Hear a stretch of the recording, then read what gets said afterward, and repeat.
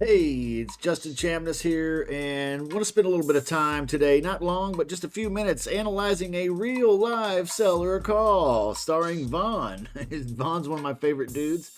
He's a club member, he's a one on one student of mine. He's in our apprentice mentorship program, and he made a live call. I was really especially proud of this one, and it's actually a call where he fires the homeowner. Okay, and this is it's a very important skill. I'll just be real with you. Very, very important skill. You've got to learn how to fire the bad ones. There is only one important ingredient in this entire business model of pretty rent a house, rent to own house, pretty house, rent to own profits, and that is the motivated seller. Got to find someone motivated. Now, some people are like, well, they're not motivated, but they're flexible. Okay, well, how flexible can they be if they ain't motivated? All right, that's all I want to know. So we got to find a motivated seller. So there's some leads training up here. If you're trying to figure out how can I find motivated sellers to do creative deals with, boom. That's exactly how I do it. Okay, that's exactly how I tell everybody to do it too. So you can go in there and just copy me. All right.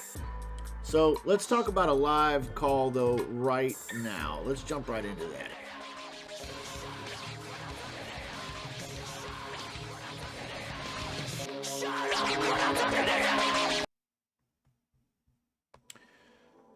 Okay, so we are going to play a live seller call from Vaughan, and this is where he fires the prospect. You need to be aware of that going in because this is not who we are looking for. This is not the motivated seller.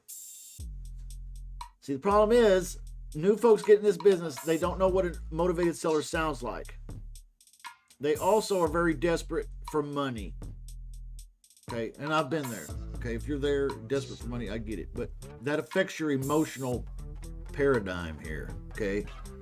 So what ends up happening is you try to take unmotivated people and convince them to do the deal with you, and they just end up making you like, they're just like, okay, well, would you drag your balls through broken glass for me? And you're like, well, yeah, if I drug my balls through broken glass, would you sign this, sir? Well, we'll think about it. All right, so you got to learn how to fire the wrong stuff so that you can get to the right stuff, okay? This takes some level of guts, okay? So I'm proud of Vaughan for firing this prospect, and you'll see why. You'll see why. And we'll talk about some good things he did and maybe some things he could improve too. So let's jump right in.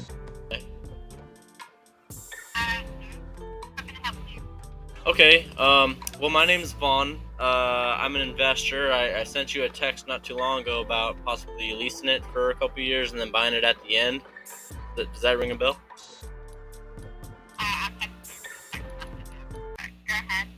Okay, well, I just thought I'd give you a call here and talk about making an offer today. I'd like to find out everything that's important to you and include that in my offer. And if it's something that's comfortable for you, is there any reason why we can't do business today? Boom. I love that. So you notice how he's very conversational when he starts the call, and he's like, hey, my name is Vaughn and I'm an investor. So he told the lady who he is. I love that. Okay. You should be proud of who you are.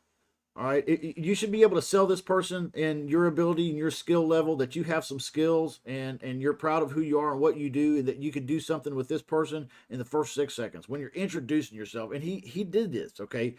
He could put a little bit more behind it, a little more you know what I mean? Maybe even double up with a all right, because it's a little bit dialed back, it's a little bit dialed down. You got to be a little more, okay? You got to be a little extra if you want it to come across. Enthusiasm over phones and over video, you have to up it a little to get the message across. Otherwise, if I'm just talking to you normally, it's just going to kind of sound really mundane and boring and a little monotonous, and eventually you're going to change the channel. You're not going to watch this video. So I have to kind of up it up. I have to be a little extra. I'm coming at ya. My name is Vaughn. I'm an investor, yes, and I saw your property. I wanted to call you and talk to you about making an offer on it today, is what he said. Awesome. Setting the roadmap. setting the agenda. This is what I'm calling you to talk about today. This is who I am. I'm powerful. I can do this. And I'm also here to talk about making an offer. And then he did something I love. I love, love, love. He said, if I do make an offer to you today that fits you and you're comfortable with it, would you be in a position to accept that offer today? What's he doing here, folks? He's getting a commitment. He's getting a strong commitment before even getting into the details. Absolutely. Why would you waste your time on anyone that answers no to this question? They are not serious sellers. We want to talk to motivated people. Guess what? Motivated people want to do something right away. All right, let's jump right back into the call. If it's a good offer. Okay. Yeah. So what things do I need to understand about the house and your situation so that I can include them in my offer? Well, all the information's right there on Zillow. There's nothing else that I need to tell you. Oh, okay. So how much do you want per month? Oh, you mean in terms of leasing it? Well, So she gave him some, I know it's hard to understand her. She gave him some wishy-washy answer, and he said, well, okay, then let me lead the conversation a little bit here. Okay. Good job, Vaughan. He said, how much do you need every month? We're talking about a rent and then a purchase. How much do you need every month? what? I'm trying. I'd like to put together like a lease with a purchase type of an agreement, like a rent to own sort of. Does that make sense? Yeah. Okay. Is that something you think you might be interested in, or maybe not? Well, it depends. So I think the best thing for you to do is to put together your best offer. Okay, he said, would you, we're talking about, hey lady, we're talking about the lease and then the purchase. Is that something you're interested in or maybe not? Like, like he's really coming out with it. He's getting to the heart of the matter. Oh, this is what we're talking about. Are you willing to talk about this? Okay. And she said, it depends. I don't know if you could hear her, but she said, well, it depends. I think what you should do is you should put together your best offer and then you should send it to me. That's what she said. And then I can review the terms. And then I'll review the see if that's terms. something that would work for me. Okay. Yeah. I mean, that's why I'm calling it. I'd like to determine what my offer might be. Okay, well, I mean, you know what your budget is. So go ahead and, send me an email with, or a text message with. Okay, so she said, I don't know where she's from. She said, send me the email or send me a text and just let me know what the terms are and we'll consider it. Has anybody out there ever experienced a homeowner like this? If you have, go ahead and put that in the comments. Yes, let me know. Yes, I have experienced a homeowner who was like initially saying yes, but then they're like, okay, well, just let me know the terms and just let me know your offer and then we'll consider it. Like, this is so laissez-faire. It's just baloney. Your offer, and I'll review it. Okay. I'm not going to tell you what I need. She said, I'm not going to tell you. I don't understand. I'm not going to tell you what you should offer.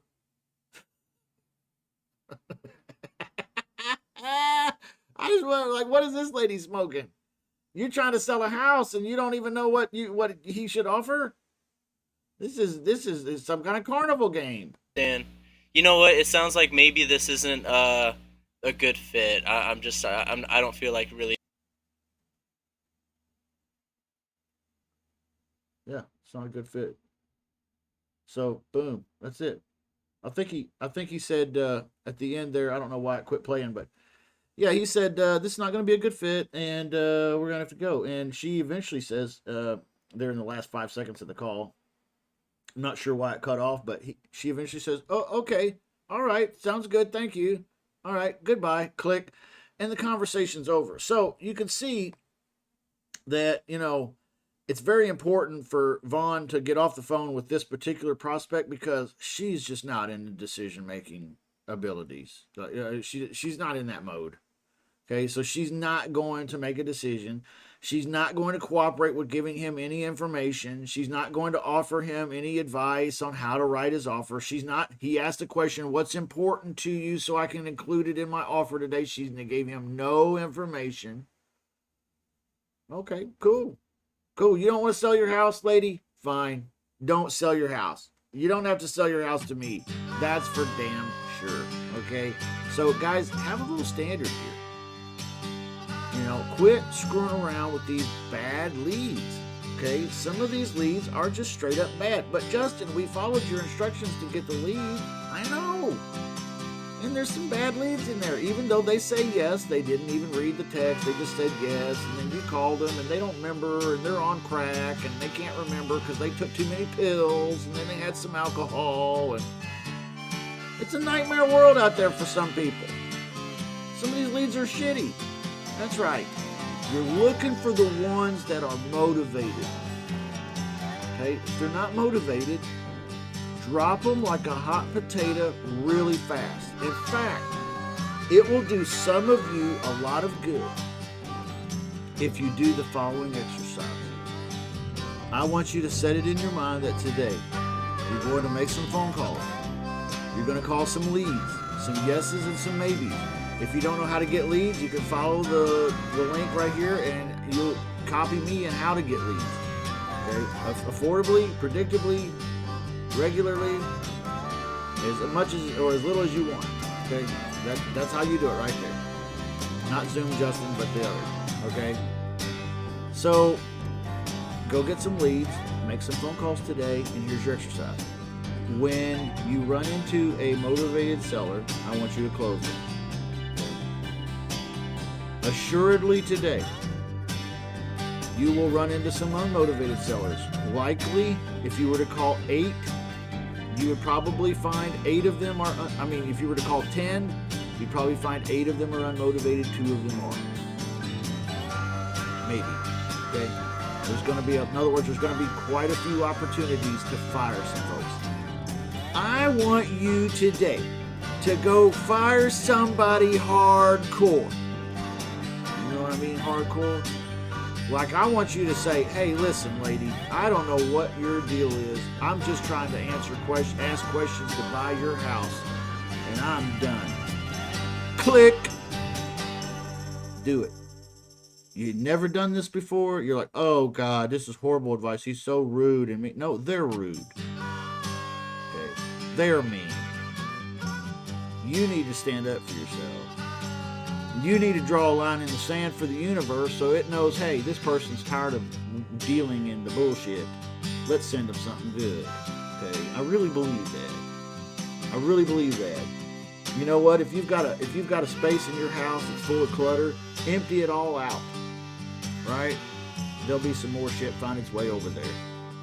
Right? The universe abhors a vacuum. Create a vacuum by firing some crappy leads. Okay, love you guys. Have a good day.